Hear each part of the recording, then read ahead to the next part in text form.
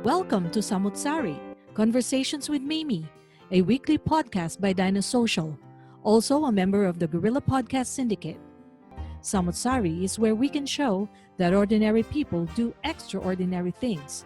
Tune in to be entertained and to learn something new with your host, Mimi Lorilla. Hi everybody and welcome to Sari Conversations with Mimi. This is your host Mimi Laurilia and welcome to the show that features guests who share their passion, talents, and profession. And obviously we talk about celebrating important things that these people do, making a lot of extraordinary things. And you will probably notice that I'm not in my usual podcast studio. I'm actually live and in a proper office with a guest seated beside me, and I'm really excited to share with you all parang part two parts to this interview with Mr. Walter Villagonzalo, who is one of our community shakers, community leaders. He used to have vice mayor. Yeah, deputy mayor. Deputy mayor ang tawag dito, deputy mayor of Windham. And he also has a long-standing position as councillor of Windham. He had a lot of community roles, such as being volunteers and volunteer in different organizations. Siguro siya na lang ang magsasabi na nutshell kung ano-ano yan. But I'm so proud kasi si Sir Walter lagi niya ina-accommodate sa aking mga requests. So welcome po sa podcast na Samutsari with Mimi. Thank you for having me. Yes. So today, this is part 1 of my interview with Sir Walter. Ang gusto ko pong pag-usapan namin ngayon is a competition that's coming up here in Melbourne. Yep. It's a Melbourne-based competition. Yes. And it's a unique competition kasi may kinalaman to sa pagiging mahihilig natin sa pagkain ng mga Pinoy. And I will be covering that event. So as part of this interview, magkakaroon tayo ng mga footages ng event na yon. But I'd like Sir Walter to talk about the event itself and yung history po. I-reveal nyo na nga, ano ba tong special event na ito? Bakit siya unique to Filipinos? And ano po ang history ng event ito? So, take it away. So, this is the Australian International Barbecue Festival and Competition. So, parang rebirth ng another competition that I started in the same city, which is city of Windham. Ginawa ito sa Werribee area, Heathdale area. No? Kasi in 2003 actually nagkaroon ng neighborhood renewal project dito sa Werribee. Kasi state government dito sa Victoria, nagkaroon sila ng project na in-identify nila yung mga localities or suburbs na merong low income level, merong incidents ng more crime rate for example, tapos ang educational levels ng mga residents are in the average lower than the rest. So bali yung ating index of poverty ba yung tinatawag? No? Yun ang kanilang basis. So isang sa mga na-selected na lugar is Heathdale. So Heathdale is a suburb of the city of Windham. Windham has 280,000 population, 540 square kilometers, but Heathdale is a suburb 1 kilometer by 1 kilometer. So 1 square kilometer siya, no? 1 square kilometer. So 540 square kilometers ang Windham, 1 square kilometer itong Heathdale. So I volunteered to be part of that project. So it's called Heathdale Neighborhood Renewal Project in the suburb of Heathdale. I do not live in Heathdale, but it's across the street from my house. So I volunteered to be part of the management group. You know? So I was appointed as head of the Pride and Participation Committee. So my role was to look at ways we can empower or bring the community together, because when the community is working together, they share values, they share objectives and things like that. That's right. And you come up with a safer neighborhood. It was an objective that we have. Now, Heathdale also has a 35 acre wetlands the wetlands was not considered safe at that time. Mataas yung mga bushes noon. So may mga taong nakikita na nagda-drugs dun sa likuran, and people who lived in the area did not really want to pass by that area, that wetlands, because they did not feel safe. Yeah, it's a no-go zone. Yes. So ang role ko ngayon is to look at how to get the community to be proud, to feel belonging to the place. So it's a community development project. So what I did was, naghanap ako ng, isang ginawa namin dun sa wetlands was, tinrim namin yung mga bushes para walang makapagtago dun sa likod. Yeah. Right? But at the same time, we wanted to bring the community into the wetlands. Right? So hindi naman wet yan eh. So merong areas na merong parang lake, pero most of it is dry area. So we wanted to bring them there, and the thing that I thought we would be doing is festivals. Right? You bring the community together. It's getting the community to share an objective. So nag-research ako ngayon saan ng mga festivals na successful. Ang nakita ko namang event was in America. Sa America, every state, there are 51 states, di ba? Every state, meron silang barbecue competition.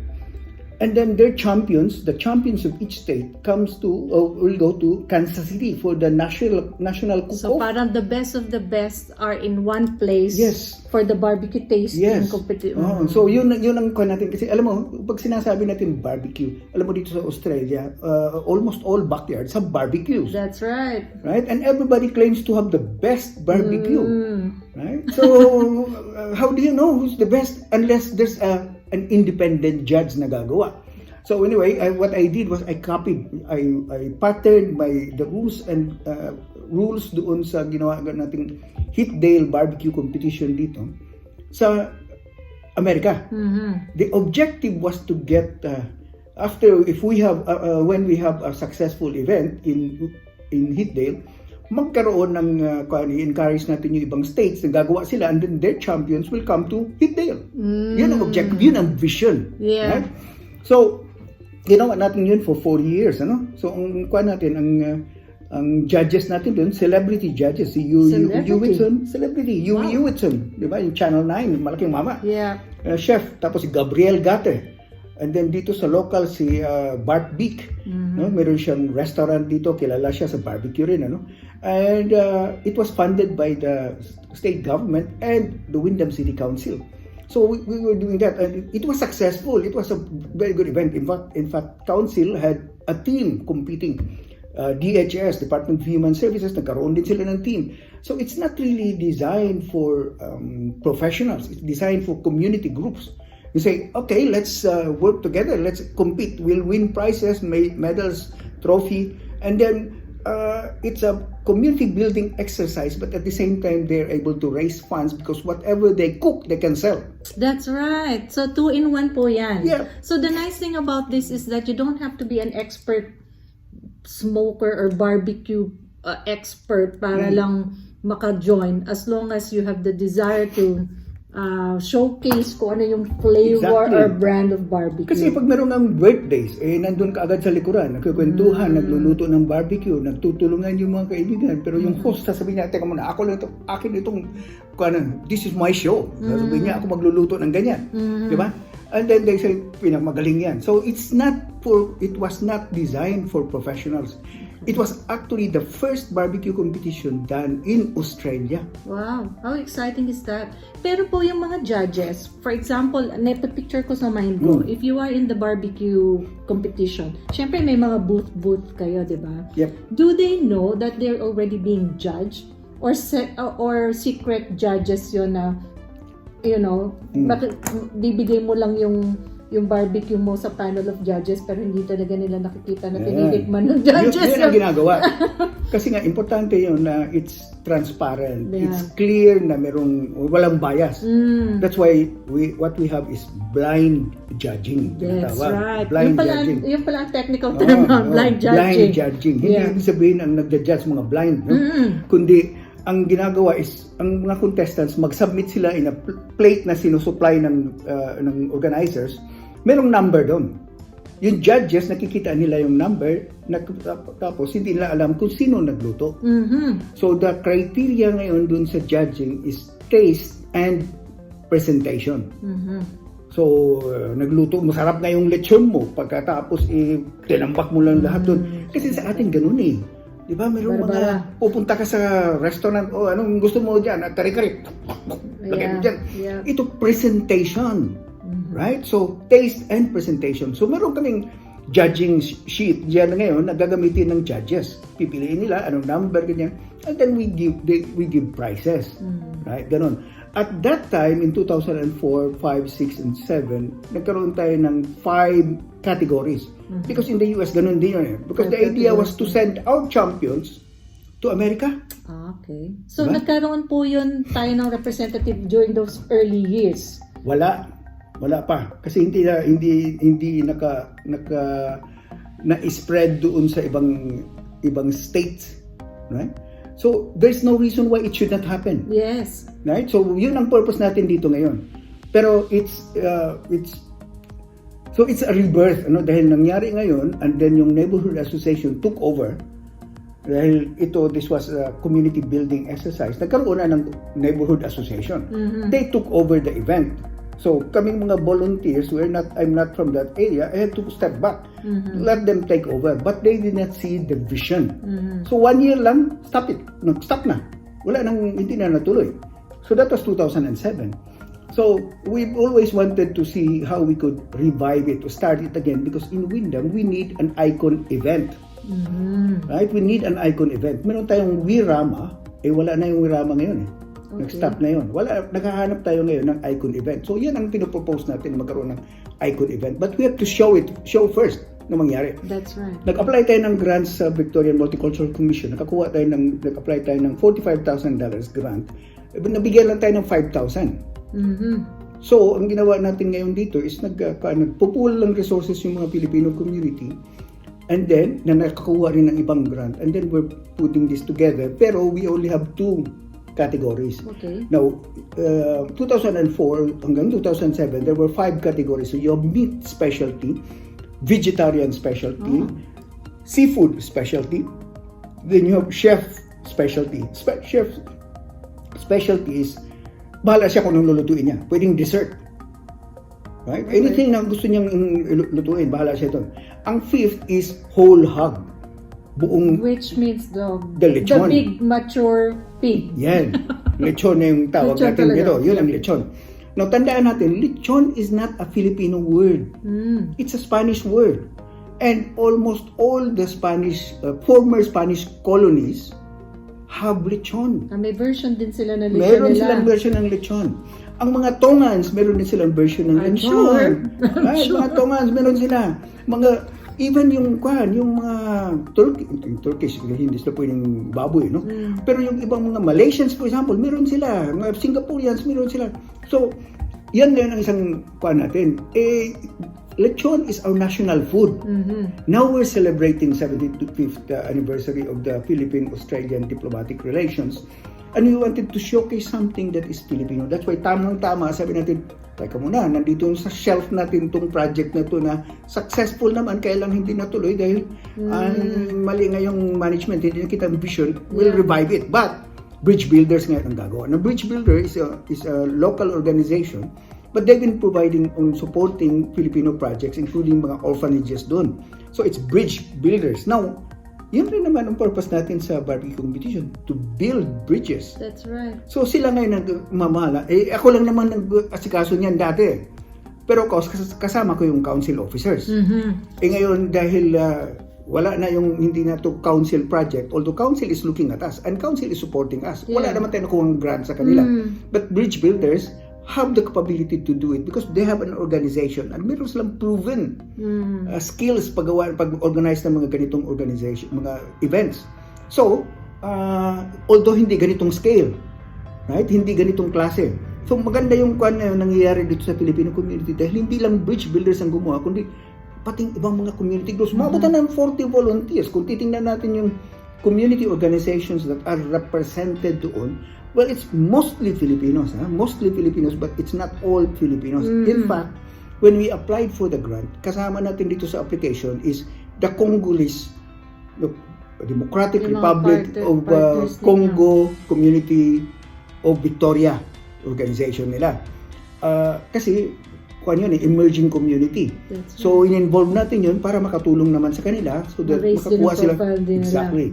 So, nung ang binanggit ko sa kanila tungkol sa barbecue competition, sabi na, you are not going to win against us on barbecue. We have the best barbecue. Everybody claims to Everybody have claims the that. best barbecue. And I talked to the Ethiopian community. Ganun din. Sabi nila, we are the best in barbecue. So, paano natin malalaman kung meron tayong until meron tayong judging na independent. Yun na i-establish natin. Okay. So, sir, ano naman na reason ba't tinaon nyo dun sa international, yung nabanggit nyo na parang pinaka-importanting event for the barbecue competition? Yung 75 years of Diplomatic relations. Relations. Paano po ang reason ba't tinayap ninyo doon? Nagkaroon nga ng announcement ang consulate natin dito at saka yung embassy that we are celebrating yung 75th anniversary. That's 1 year, starting from May 22. Now, originally, we wanted it earlier kasi May 22, it's malamig na eh. Right? Malamig na. Now, gusto natin gawin sanang mga October, November, pero hindi po pwede dahil ang na-approve na grants kailangan gagastusin by July 1. Okay. So, end of June. Now, pag gagawin mo yung June, masyadong mahaba. Gagawin mong May, kulang kami ng oras para mag-prepare.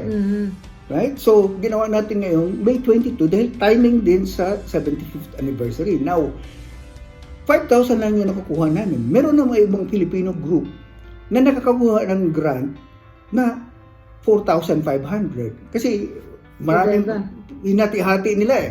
So maraming na-approve, tapos yun na yung 5,000 pinakamalaki. Yung iba 4,500, yung iba 2,000. So isang Filipino group, meron sila, but their grant was about celebrating the 75th anniversary. So pinag-isama mo ngayon, meron tayong competition, meron din yung festival.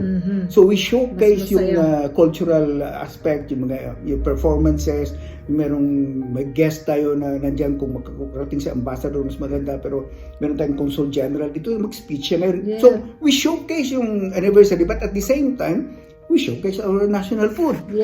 And then we're creating a pilot dito ngayon na hindi masyadong malaki dahil wala naman silang asahan sa atin, yung council hindi makaasa na malaki itong event dahil wala naman silang kinontribute to pera eh.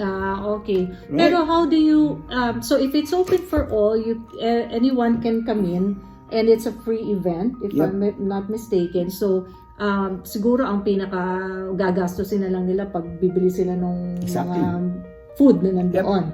Pero walang entrance fee. Anybody can join and we will obviously help promote this event to as many people as possible. Pero sir, how do you make it COVID safe? Meron this is a massive open area. Meron na naman. Alam natin MCG ngayon, ilan na yung mga tao na nun. So ease na naman yung restrictions. But we never know, dahil it's still a couple of weeks away. It could happen na magkaroon tayo ng restrictions and wala tayong magagawa. Talagang ganun na itong buhay natin ngayon. Anytime sasabihin lockdown, wala na mangyari ng ganun. So we are working with council. Council is also making sure that we are COVID safe. So meron tayong mga sanitizers, meron tayong mga COVID marshals na ganyan. Nag-iikot sila, tapos meron tayong QR code na gagawin nila. So it is we're following the guidelines ng state government at saka ng council. So I'm envisioning na talagang we have to make sure that it will be a fun day for everyone. It will be a meaningful day for everyone. It will be a gastronomic feast for everyone.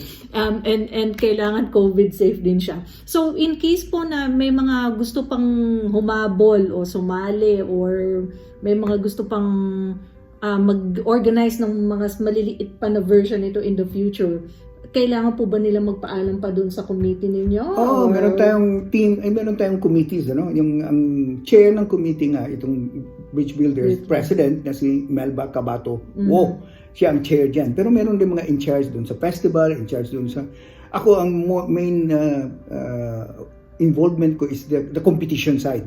Kasi yun ang ginawa namin noong 2004, So sa competition side, yung rules, yung kuwan ngayon ng mga judges, yung judging process, etc. So pwede ba kayo mag-judge? Being the first person to kind of spearhead this? Na-invite natin dito si Councilor Heather Marcos.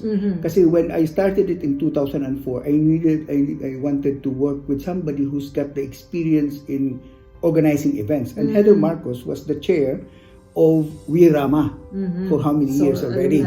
Alam na niya. So nag-co-chair kami. So co-chair siya sa akin. So siya yung side dun sa festival. Right? So ito ngayon, she's still a counselor. So I was counselor from 2016 hanggang 2020.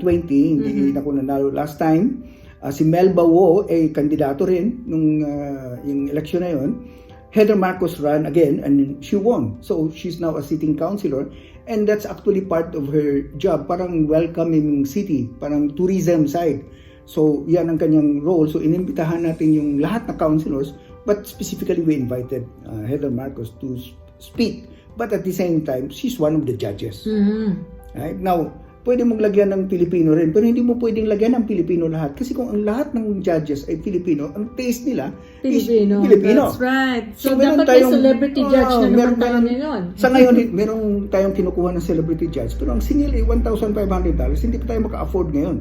So, ang importante lang mapakita natin na walang bias. Meron tayong isang Chilean, taga-Chile, and then taga-William Anglers ito. Ang talagang linya niya is yung mga flavors, yung mga testing, yung mga surveys ng paghahanap talaga kung paano siyang nagbibigay ng feedback ng mga manufacturers is that if the taste is acceptable sa market. Now, importante kasi sa ating mga Filipino businesses ay itong produkto natin ay hindi natin ililimit sa Pilipino. Correct. Kung ang market mo, ang produkto mo is lechon, ang market mo Pilipino, hanggang Pilipino ka na lang. Okay yung matitikman ng Pilipino, pero habol mo doon. And then, kung marami kayong lechon, nagli-lechon, well, kayo nagko-competition, gano'n. So, ang target natin dito is non-Filipinos. How do you make them taste it? Kung hindi mo inimbitahan yung mga taong doon, ano pinapakita mo sa judging na hindi lang Filipino taste ito. Yeah. So that pag meron sa dyan sa mga contestant na nalo sila, may trophy sila ngayon, sabihin nila, we are the best, we have the best barbecue, then they can go into business, for example. They know already na merong ang taste ng kanilang barbecue ay hindi lang sa Pilipino nag-a-appeal. Hindi para sa lahat. At maaari pa nilang i-commercialize yon or scale up later on. So it opens up opportunities for more people to engage in this kind of business. Alam niyo, nakaka-inspire talaga itong kinukwento niyo sa akin. Kahit na hindi ko pa nakikita yung event kasi hindi pa siya nangyayari. I will be there during the event. Definitely, I will be there. So, pwede pang mag-join. Pwede pang mag-join. Kagaya na sinabi ko, it's not really designed for experts. Kung matalo, okay lang. Alam mo yung binibenta, yung mga kaibigan nyo, pwede yung imitahin. Noong ginawa namin na 2004 hanggang 2007, ang judging kasi is mga 12 o'clock. Ng isang meat category. Itong meat category na to, that's any meat. No? Meron kang baboy, beef, meron ngayon mag-participate goats, ang ganyan. Pwedeng snake, pwedeng carabao, pwedeng kangaroo, whatever, bahala ka basta any meat, right? Walang limit po. Walang limit. Na ang ginagawa ng iba, like yung sa lechon for example, bago magkaroon ng judging, meron na mga nag-order sa kanila. Okay, so guaranteed na may income na sila. Fully sold out na bago mag-judging eh. Kailangan lang silang mag-submit ng kanilang entry. Pero yung kanilang mga naluto, benta na. Right? So, nag-join ka, meron kang grupo, kasi maximum of 5. You don't have to be professionals. You just want to have fun. Now, ito nga kagaya niyan, ang first prize will get the medals plus $1,000. Ang second prize is $700. And third prize is $300. Now, to join, ang entry fee is $299. Kung bawi na yun eh. Bawi na yun kung nanalo ka. Diba? Kahit na po plus sa sales. nabenta mo pa. Oo nga, sa sales. So, hindi na po pwedeng pwede pa ba silang mag-ihaw-ihaw on the spot? Or, pwede. Pwede din. Pwede so, kailangan kanyang setup na yun. Naglechon ka for example, and then nagbibenta ka ng barbecue. Okay lang yun. Okay. Naglagay ka na merong kanin. Okay lang yun. Diba? Pero ang nandun sa competition area ay yung mga talagang contestants. Okay. But you can join as a seller. Yeah, you have to submit one entry in one category only. Yun. So, there's still time. So, put up a group and then say, okay, simulan na natin. Pero merong mga requirements like food handling certificate. Importante yan. Mamaya merong nag-food poisoning, tayo masisisi. Diba? So definitely, I'm looking forward to this and thank you for being here with me. So, meron pa akong part 2, mga audience natin, mga listeners. Hindi na nga ako na good morning, good afternoon because all over the world, baka gabi sa kanila na good morning tayo. So, again, I would like to thank Sir Walter Villagonzalo for being with me in this particular episode. We are promoting, ano po yung official title niya? The International Australian Barbecue Festival and Competition 2021. Okay, that's very exciting and we hope that you come along, join the competition, be inspired to taste, participate and attend. So the more the merrier. Kung nandun kayo sa ibang state dito sa Victoria, put up a group, create something, we'll work with you para magkaroon din ng ganun. Alam mo pa minsan, yung mga, lalo ng Pilipino, pag merong mga successful event, for example, kanya-kanyang kuha na lang susuluhin nila yun. No, alam mo kapag successful yun, posibleng pwedeng i-implement sa lugar ninyo. That's right. Magtulong-tulong tayo ng ganyan. Kasi it's also for our benefit because we want the champions from your place to come to Wyndham for the national championship. Wow, that's going to be exciting. And pag naging patok po ito, we can be assured na babalik na yung regularity niya. Yeah. So hindi ito Filipino event. It's not a Filipino event. It's started by Filipinos. It's managed by mostly Filipinos, but we want to be multicultural. That's right. And this is essentially what Australia is all about. Exactly. Diba? So we want to contribute then. So sir, thank you po very much. Thank you. And thank you po sa inyo for listening to us. Sir Walter will be back in another episode. Marami pa kaming exciting things na pag-uusapan. So this is Mimi Aurelia signing off. If you have any other topics of interest you want to be discussed in our program, in my program, just let me know. The details are below. And obviously, I would like you to like, subscribe, and share our videos both on Facebook and on YouTube. Bye po. Bye sa inyong lahat. Thank you.